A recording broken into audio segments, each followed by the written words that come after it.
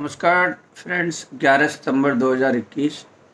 देखिए फ्रेंड्स, जो मैं आपको एक दिल्ली विश्वविद्यालय के कॉलेज है जो डिपार्टमेंट्स के बारे में बात कर रहा हूँ। इसमें जो टीचर का जो वर्कलोड होता है उसमें 3 कंपोनेंट होते हैं। जैसे एक तो लेक्चर्स होते हैं, दूसरा उसमें ट्यूटोरियल्स होते हैं, तीसरा उसमें कंप्यूटर लैब या साइंस लैब होते हैं। तो देखिए इसमें होता क्या है कि मतलब कहाँ प्रॉब्लम आती है कि कुछ मिस इंटरप्रिटेशन करते हैं ट्यूटोरियल्स का। वो कहते हैं कि जी ट्यूटोरियल इसीलिए होते हैं कि मतलब अगर बच्चे को कोई डाउट होगा तो वो अपना क्लियर करेगा, जो ठीक भी है, इसमें कोई गड़बड़ नहीं है।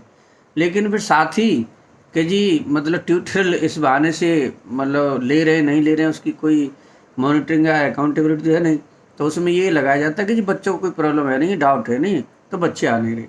तो मेरा इस संदर्भ में ये कहना है कि देखिए बच्चों को डाउट नहीं होगा, ठीक है, नहीं हो सकता है, क्योंकि आजकल इंटरनेट का ज़माना है, बच्चे कहीं से पढ़ रहे होंगे। लेकिन ट्यूटोरियल का मतलब होता है कि वो इवैल्यूएशन के लिए पीरियड होता है, मतलब प्रैक्टिकल बच्चों की एप्लीकेशन क्या सीखे।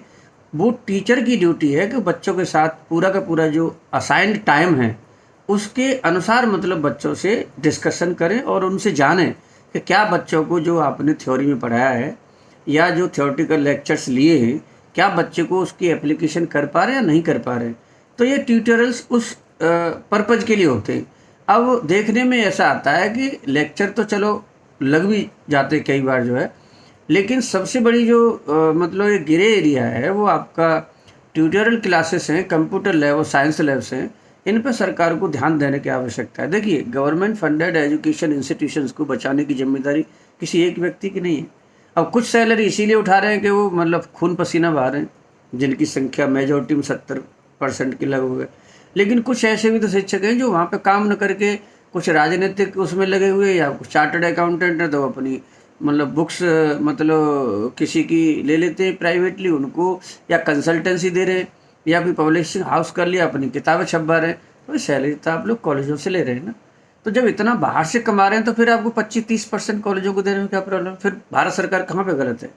तो एनईपी में जो मूक्स जो आए हैं, MOOC, जो स्वयं पोर्टल के द्वारा जो पढ़ाने का माध्यम है, अगर ट्यूटोरियल क्लास में ठीक से नहीं लग पा रही हैं, अगर वहाँ पे दिक्कत है, तो बिल्कुल सरकार ठीक है कि जो ट्यूटोरियल जो क्लासेस हैं कम से कम उसको बच्चों को दिया जाए कि भैया आप यहाँ से पढ़िए। तो अब बच्चा वहाँ पढ़ेगा, जो स्ट्रक्चर्ड जो मतलब आपके लेक्चर्स हैं, जो ट्यूटोरियल मतलब वहाँ से जब पढ़ेगा तो बच्चा करेगा भी। तो इस तरह से बच्चों में एक साइंटिफिक अप्रोच आएगा, उनमें एक इन्वेस्टिगेशन करने की भावना आएगी और बच्चों को बहुत अच्छा लाभ होगा।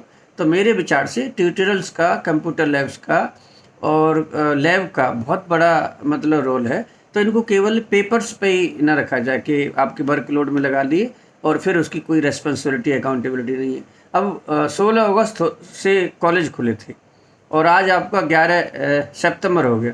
तो ये हर एक कॉलेज के प्रिंसिपल की ड्यूटी बनती है कि भाई जो पीजी और मतलब यूजी में जो ट्यूटोरियल्स लगाए थे उनकी एक फीडबैक ली जाए कि वो ट्यूटोरियल हो भी रहे हैं कि नहीं भी हो रहे हैं। अब हो क्या रहा है, कोई पूछने वाला नहीं है। सच्चाई ये है कि ट्यूटोरियल्स में ग्रे एरिया है। मैं बार बार इसको पिछले कई सालों से उठा रहा हूँ। अगर हमें अपनी शिक्षा जगत को बचाना है तो इसमें ध्यान देना होगा। तो ट्यूटोरियल्स में मतलब टीचर जो है देखें कि बच्चों में एप्लीकेशन आ रहा है या नहीं आ रहा है, और इस तरह से मतलब एक एजुकेशन को एजुकेशन की तरह से लेकर के उसमें आमूल चूर्ण हमारे समाज में जो मतलब संस्कार पैदा हो, एथिक्स पैदा हो, लीगल मतलब हो, तो इन सब चीज़ों की ज़रूरत है। धन्यवाद, थैंक यू वेरी मच।